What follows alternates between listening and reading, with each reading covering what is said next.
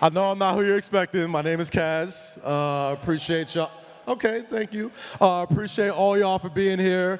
We got any WWE fans in the house?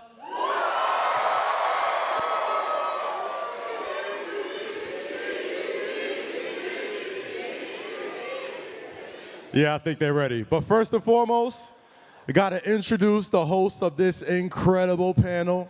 He is the co-host of the Michael K. Show here in New York City. You can catch him on WWE, ESPN, everywhere, Hot 97 in the morning with Ebro. Make some noise for my man, Peter Rosenberg. Cheer! Give it up for my man Kaz, Masked Man Show. How's everyone feeling today? Eat. Guys, you know you're in New York City. We're at Fanatics Fest. Rosenberg is here. You know you're in the right place if you're a wrestling fan. Make some noise if you're a true blue WWE lifer. All right, we have limited time with these amazing superstars, so I think I have the order right and who I'm bringing out. This first person I'm bringing to the stage, quite frankly, in her brief time in WWE, has already become a legend. You could argue that she is the greatest athlete in the locker room at any time that she's there.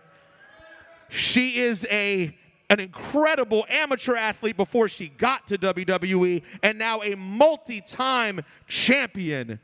Give it up for Bianca Belair!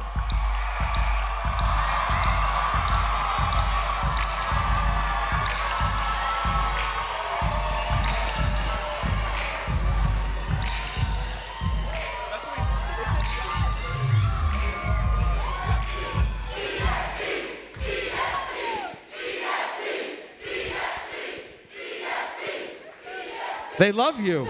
They love you. Hello.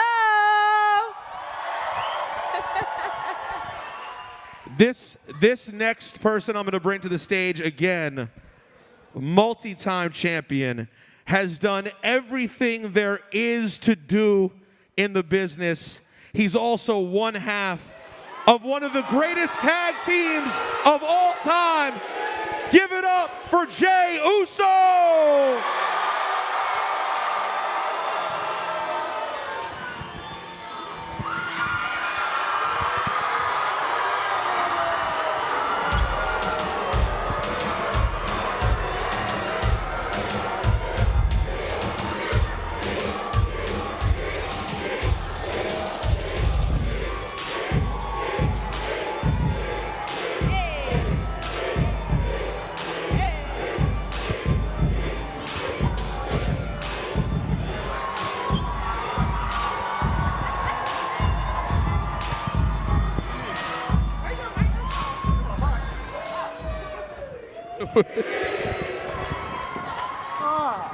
Oh boy. We also need a microphone for Jey Uso when we get a chance, guys. I got one. Oh, you got it? Oh, it's in his pocket. Okay. Yeet. All right. Last but certainly not least, this woman has taken the WWE by storm since she arrived a year ago.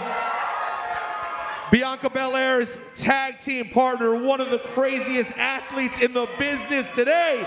Give it up for Jade Cargill!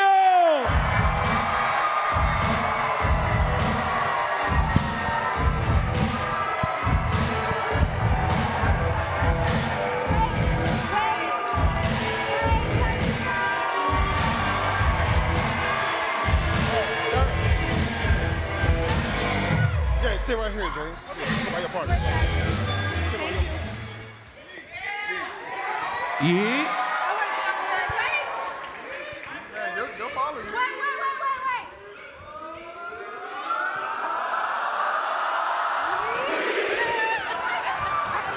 All right. Hey, y'all looking fly tonight, though. Right? All right. First and foremost, Jay, I think it only makes sense to start with you. We were talking backstage before you walked in the room about how incredible this Yeet thing has become, this Jey Uso thing has become. You've gone through so many different iterations in your career. Did you ever imagine that you would have this moment that Jey Uso is having in 2024? Be honest, no, I never imagined that I'd hit this like level, you know. I just,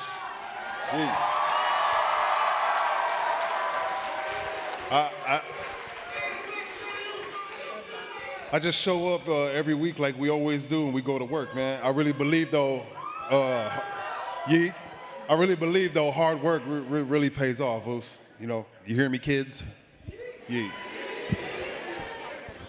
Well, it's almost like an incredible testament to exactly that, Jay, because I know Bianca can speak to this, and Jade now in your time too, although I guess since you arrived, Jade, he's already been some version of this. But like, this guy has been this guy the entire time, saying Yeet and Oos every time you see him, like this is just your life, it's who you are, and then all of a sudden, it becomes like the biggest thing smoking.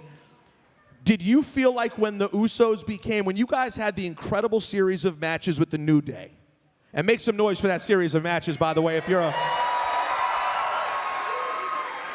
I remember at that point, we went, okay, the Usos are an all-time great tag team. Did you think at that point that was sort of the pinnacle for your career? Yeah, for sure, because I never looked at myself like a singles wrestler. Always with my brother from day one. I mean, from the sandbox all the way up. This past year is my first year, you know, alone. You know, kind of don't see him no more. We don't ride together as much. But I mean, come on, I'm not trying to kill the mood here. I mean, I'm just saying. but nah, man, I never. I'm just riding the ride, you know. Now, Bianca, I got to ask you. You in your brief career, and I still say brief. I mean, it's still pretty new. I mean, it's kind of crazy. You've had already a bunch of different iterations, and one that I didn't see coming necessarily was tagging with Jade Cargill. And I'm gonna reveal something that we talked about off the air, and hopefully you're okay with it, but if not, tell me later. But I remember right before Jade came, you had been saying, like, you looked around the locker room and you're like, Naomi's gone.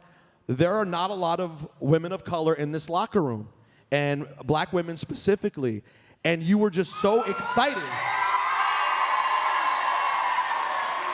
You were so excited about the arrival of the Storm. What has that been like, and what has being part of a tag team been like for you? Yeah, so like you said, I started to look around the locker room, and I noticed, where did everybody go? I'm by myself. And you know, some people might want to be the only one and want to get all the opportunities, but that's a lot of responsibility, and I can't represent for all black people. I can't, and I don't want to. She's been holding it down. But I was very excited when Jade came, and I felt like she was going to take WWE by storm. No pun intended. But I think it's very important. It's very important for representation, for diverse representation. And I was even more excited when I was presented with the opportunity to tag with Jade. I know a lot of people, even before she came to WWE, they were like, oh, that's a dream match, Bianca versus Jade. And I'm like, everybody always wants what they can't have, but now it could be a possibility. But not now. But no, when I was presented with the opportunity to tag with her, I'm like, yeah, this would be great, because what's better than one? It's two. And I feel like it hits so much different when we're together. And I think that everybody's seeing that when you see us walk out together and we're rocking the same outfit and the same color, and our gear is hitting on a whole nother level. And it just makes it's such a bigger impact. And I think that people got a taste of that at the Royal Rumble, where we were across the ring from each other and we were pressing, and we just represent strong, powerful, confident women, and that's important to the both of us. And everybody saw that moment at the Royal Rumble, and we did that without saying anything or touching anything, and magic happened. So now that we're on the same side, we're here to take the tag team division by storm. That's right. Now, let me ask you, Jade. I mean, when you came to WWE, it almost seemed like a foregone conclusion. I feel like the second you turned up on Turner Television, people were like, she's going to be on WWE television one day soon. But then when you got to WWE, it's been a slow build, you know, and that was a big, I know on my podcast, Cheap Heat, available wherever you find podcasts, we often debated, will she start at the PC? Will she do NXT first? You know, what is the path? Because all due respect to everywhere else, but WWE is very much its own thing. So were you surprised with sort of the path that you've taken? And what has the adjustment been like to becoming a WWE superstar? So many questions. So I would say, like, I'm 3 years in this, guys. Like, I haven't done this for 9, 20, 15 years.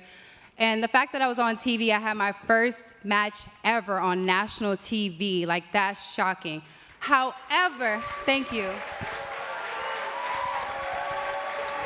So I was floored when I heard about the opportunity. You know, a lot of things happened December. I lost my mom. I needed some time off. But I can say, like, WWE was like, take as much time as you want. Like, you don't have to do this. Like, you can take your time. I was like, no, I can do this. I'm going to push forward. I'm going to put everything into it. I'm going to give you guys all that I have.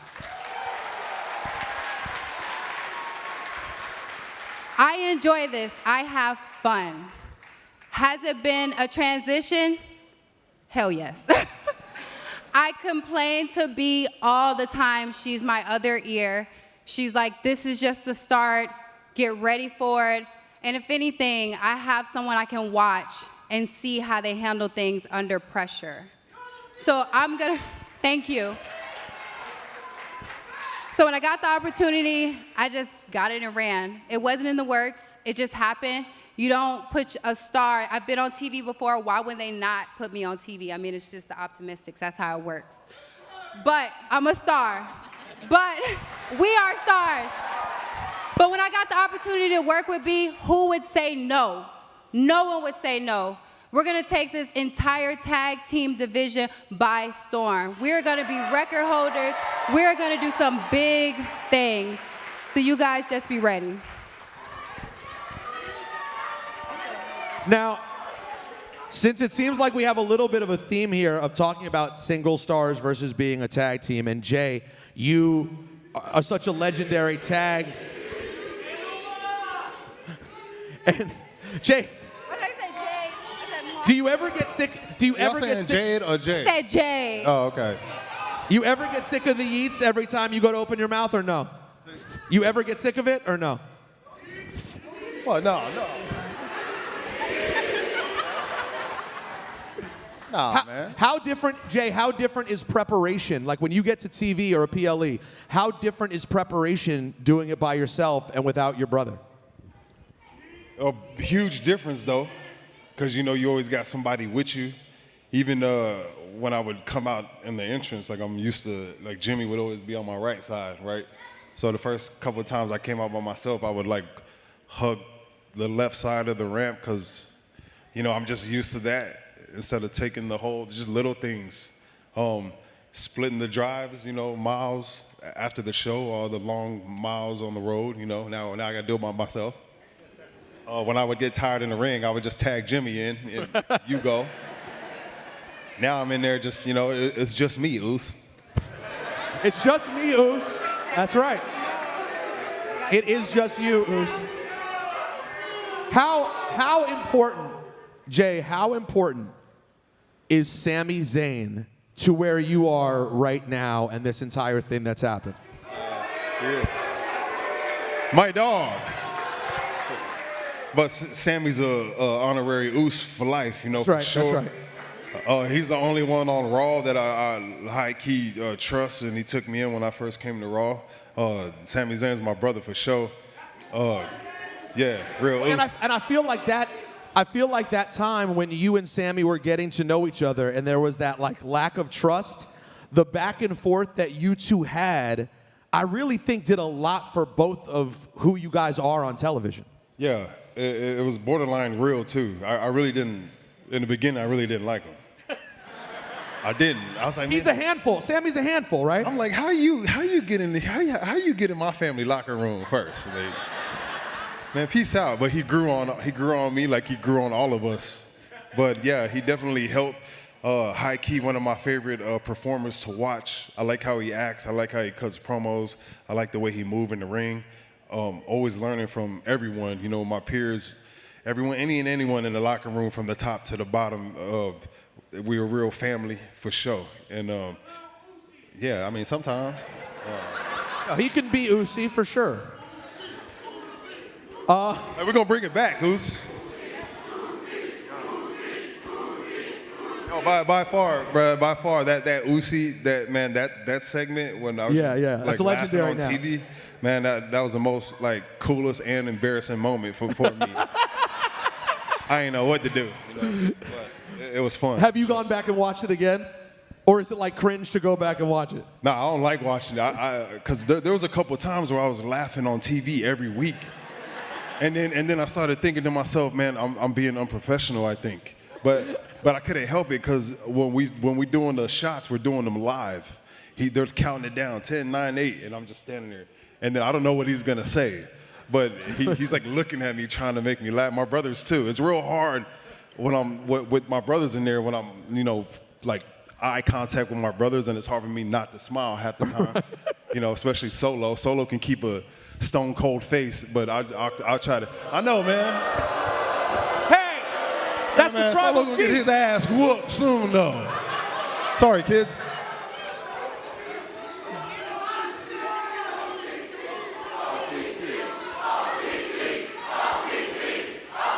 They love the OTC. So Bianca, as we said, you haven't been in WWE for that long, but you've had a lot of great moments with a lot of superstars. Is there one person so far that you consider the #1 foe for Bianca Belair during her time in WWE?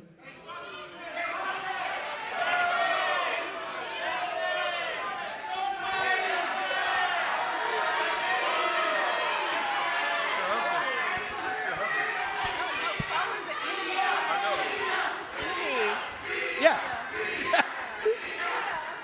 Y'all think Rhea? No. Had many interactions with Rhea yet. No, you guys haven't even gotten started yet.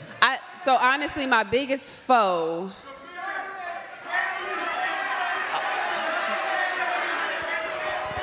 I hear a lot of names. I don't hear the one that I'm expecting. Okay. Becky? Okay. I have two. Okay. So, right there. No. No, Becky started out as a huge foe. Okay. The SummerSlam 26 seconds moment, woo, that was tough for me in the moment. Yeah. I'm not even gonna lie, that night I was in my hotel room crying. But looking back, you know, it evolved into something amazing and beautiful, and now we've had a lot of amazing moments. Now, you know, I won my title back, I got my redemption, and then we became, you know, we finished it off at SummerSlam, and now we're on the same page. We fought alongside each other at War Games, and she's one of my favorite people to be in the ring with. I think that she's the GOAT. She has put this division on her back so many times. And she's amazing. She lifts other people up. She's creative. She's talented. But outside of Becky, my biggest foe and pain, and you know what? I heard it. Bayley. Now you have to understand. When I first came in, my career's been about going on 5 years now on main roster. My very first feud was Bayley. And she's been my feud ever since, up until recently. But no, Bayley has been my biggest foe, but she's also been the person that's helped me out the most. When I first came on the scene, she helped introduce me to the WWE Universe and helped me get over with the fans and helped me get a connection with you guys. But we've gone through war and back with Bayley. She's hit me in the gut with a basketball. She has... I forgot about that, yeah. You forgot about it. You didn't forget. Yeah. After I broke her ankles, she definitely hit me in the stomach with a basketball. We've fought against each other at War Games. We've had multiple matches against each other. She's the reason why EO cashed in on me at SummerSlam last year. So it's it's been a lot with Bailey, you know, but she's bringing it back around. But you need those feuds. You need those great feuds along in your career. So I appreciate Becky and Bailey for giving me that. Jade, obviously you're just getting warmed up in WWE. What is sort of that dream, present company excluded? Who is that sort of dream match out there for you that you really think about? Nia did disrespect your family. That was crazy. Yeah. I would say Nia. Listen, she came at my kid. You don't play about your kid. And the fact that she came in my daughter's face and said what she said, she can't get away with that. At that, my daughter will be getting that lick back. But Nia, I think like she's got one over me. She made me look crazy, so I'm gonna get that. I'm gonna come for that right now. Let her have a moment right now, but it's inevitable. It's coming. What, from a professional standpoint, what is the biggest difference about being in WWE? Obviously, you started at AEW. That was the start of your career, and as you said, it was your first match on television, which is really an insane thing to think about. There's been a lot said about the way your time there went, the way it ended. I have my own mixed feelings about it all. But now you're in WWE. What is the biggest professional difference about being in WWE? It's a couple of them. Oh my gosh, the travel. It is so demanding. When I tell you we are home maybe 2-3 days out of the week, we share this WWE universe with you guys.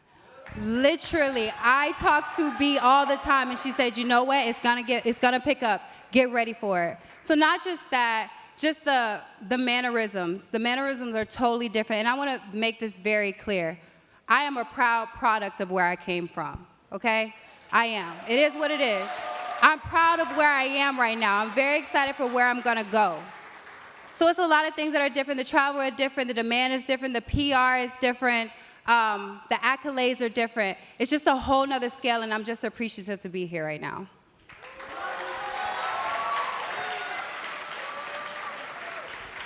Jay, did you ever think about a time when you might not be with WWE? Like, at this point, it's very clear, whether you've decided or not, I'm gonna let you know. You're a lifer, bro. Like, you are going straight on this ride. You are going straight on this ride to the WWE Hall of Fame. That's where this thing ends. That is where this thing ends.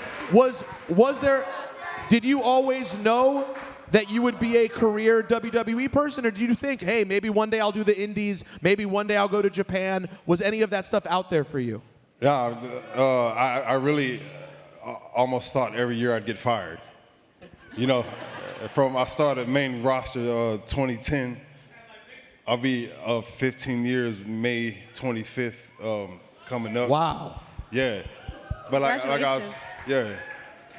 this is a hard life, though. What she was saying, a lot of people really don't see the long drives and the early morning flights. They don't look like this all the time. I'm telling y'all. I mean, I'm not, We but look like this all the time. 6 a.m. flights, everybody hoodied up, but it's a hard life. No one sees that. The preparation, like the dieting, the travel, the being away, time. We have no time home. There's no off season. You know what I'm saying? 300 days out the year. It's like if I could explain it, it's like a circus. We're always together hitting all these shows. So it is a hard lifestyle, and it takes a strong individual to do this, to do what we do. A lot of people do want to, they see us on TV or whatever, but there's the other side of it. It's not that fun. And if you really think about it, we only get on TV for like 10, 12 minutes, maybe. Everything else is travel to get here. We was in Orlando last night, did the show, caught the flight this morning, come here. We got to go back to Miami for Monday Night Raw. No, easy for us to cheer. We'll be watching on our couch. They have to go get right back on the plane. Yeah, man, it's it's just respect is big in our business, man. You know, just from the top to the bottom, man. I feel like if you are in this locker room, however your path was to get there, we're here together now. So I love all of my peers for sure. It's legit. I wish y'all could see how we are behind stage. Like, what up, Boost? You know, we're really family like that. So, man, I'm just like when my father tells me, enjoy the ride, because one day it's gonna stop, and I see it, and I just want to.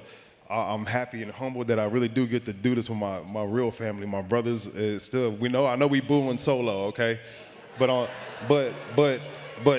it took him. He has a great story to get how he got here, man. But to see him on TV every week, you know, that's a little brother for sure. It brings joy to my heart all the time, seeing my family out there. Yeah. I mean, he main events at SummerSlam. You know, it's really crazy to see what his ascent has been like. And for all of you guys, what was the low point for you and your brother? Like I said, you guys had many different versions. Like, you came on the scene, got pretty popular pretty fast. Everyone cheered for you guys. There were dips. Yeah. There were ups. Was there one era in particular that you were like, that was just not it? Yeah, man. It was like early, like maybe the first 5 years in our career, we were just a tag team, you know, trying to find, everyone has to find their character. That's the hardest part, you know. It's hard to get a lot of people to like you. It's real easy to get them not to like you, right? Hey, shut up, you know, boo, you know, instead of, yeah, man. So it's all entertainment, right? If we look at the big picture, like, we really do athleticism, act, you know, it's all in front of a live crowd at that, you know what I'm saying? But we just stick to the script, Boost. Like, this ain't no sprint, you know. One of the realest advice that Randy Orton gave to me, he goes, I didn't know who Randy Orton was until 7 years in the game. You know, so it took me 15 years to kind of get to my position now. You know, this ain't for the weak, man. I tell the little homies, like the young ones coming in, bro, if you want this fame and money right now, that there's a door. We got to put this hard work in together, though, you know, together. Yeah. Yeet. That's all I got, I think. Now, Bianca, Jey just said something that I think is fascinating, and it's something that I've heard repeated over and over again, which is that when you are a superstar who everybody cheers for, it is a lot of fun. Everyone wants to get cheered. But as time goes on, it presents challenges. When people boo you, there are lots of ways to further those people booing you. You can cheat, you can be mean, you can disrespect the town that you're in. When you're a good guy, you really just got to be the best version of Bianca Belair all the time. Are there days, and I have to imagine, because even though I don't know if I've ever seen you in a bad mood, I have to imagine it's happened. Are there days when it is hard to know, like, hey, I'm Bianca Belair, and when I hear that hair whip at the beginning of my music, that means put on your big smile and be the happiest version of Bianca Belair there is? Yeah, I mean, like you were saying, it's one thing to get people to like you. That's very hard, right? But it's even harder to get them to keep liking you through everything. And I feel like, thank you.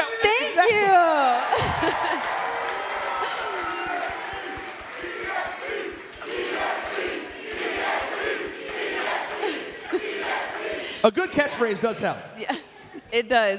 But no, like, when I go out there and I hear the EST chants and people are cheering for me, it makes me feel good because it makes me feel like I'm doing my job. But there are moments when, like Puerto Rico, when I got booed out the building, and I'm like, what is going on? Because the night before y'all were cheering me on Friday and it's Saturday, and now y'all were booing me out the building.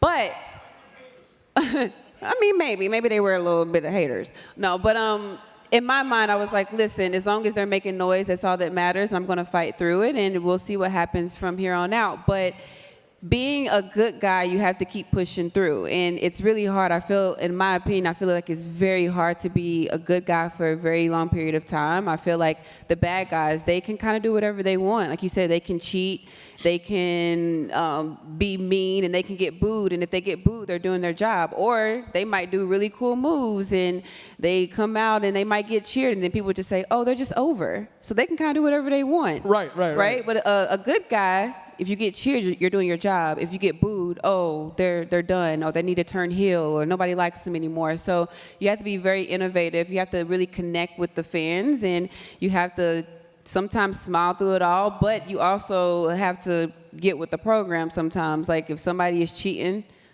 if it's justified, I might just have to cheat back. You just have to find ways to really connect with people and be innovative, because it can be tough. It can be tough. One of my favorite good guy things that made no sense from my childhood, I don't know if you remember this, Jay, was Hulk Hogan was the most popular good guy there was. And this dude would randomly start biting someone's head, like in the right moment. And I was like, that's not legal. But at the time, everybody cheered for it anyway. But it's very hard to pick what those spots are where all of a sudden you're not doing something you shouldn't be doing. Yeah, I mean, I feel like I want to be a good guy, but I want it to be real. So this whole thing with Bayley that was going on, right? Once she decided to come to the good side, and, you know, she won the Rumble, she came to the good side, she won the title, and then I feel like when you look back, it's like, okay, if you come to the good side now, if you're a good guy, then all the good guys become friends now, right? Because you're a good guy. But is that really real? That's not real. So I had so much history with Bayley. And yes, I am a good guy. And yes, you're a good guy now, maybe, but was it by choice or because everybody turned on you and now you have to be a good guy? Right. I'm not just going to accept you back like that so quickly. And I feel like that was real and people could connect with that. And yes. it created this dialogue online where people were, okay, Bianca is right in this instance, but Bayley is right too. So it was real, and I felt like I want to bring more moments like that as a good guy and a baby face, where it's not just like there's complexity. It's complexity and it's real. Like, yes, I am the good guy, but if you do something to me, I might just hold a grudge. I might get over it, but that's on my time for when I get over it. I appreciate that. Jade, I remember when you came out at the Rumble, and it was such an incredible reaction, and I really felt, and I think most fans felt, like your appearance in the Rumble could not have gone any better. Like, it really was. It's TJ. What'd you say? TJ? Yeah, he's good. But like, it was such a high pressure situation. You know, like you mess up in a Rumble, you messed up in the Rumble. That's it. It's over. What was the most intimidating thing leading into that debut? Like, how many different things did you have on your mind, and what level of nerves did you have when your music hit for the first time? I didn't know the response I was going to get. So more than anything, I was nervous about the response I was going to get. I was like, oh my gosh, are they going to boo me? Are they going to cheer me? And everybody, including the EST, was like, you're fine. Like, don't worry about it. You're fine. You're fine. I just had a lot on my plate at that time, and I was just trying to focus, get myself over, do what I had to do, and show up for the WWE Universe. That was more so what was on my mind at that time. So you weren't getting overly concerned about like the physical minutia, like worrying about exactly where you have to be? Because I just imagine the Rumble has so many things going on. No, I mean, I was in the ring with veterans. You know, I don't have to worry about that. Anything happens, everybody in the ring knows exactly what to do. Like, I'm new to the system. Like he just said, like, what you got into your group, 7 years? So, I mean, like, it takes time, 15. But I was in the ring with veterans who knew exactly what they were doing, knew exactly what to look for. So I wasn't worried about anything. The women in the ring made me feel so comfortable. The locker room is such an easy place to be. Everybody just wants everybody, literally everyone backstage just wants the best for this company.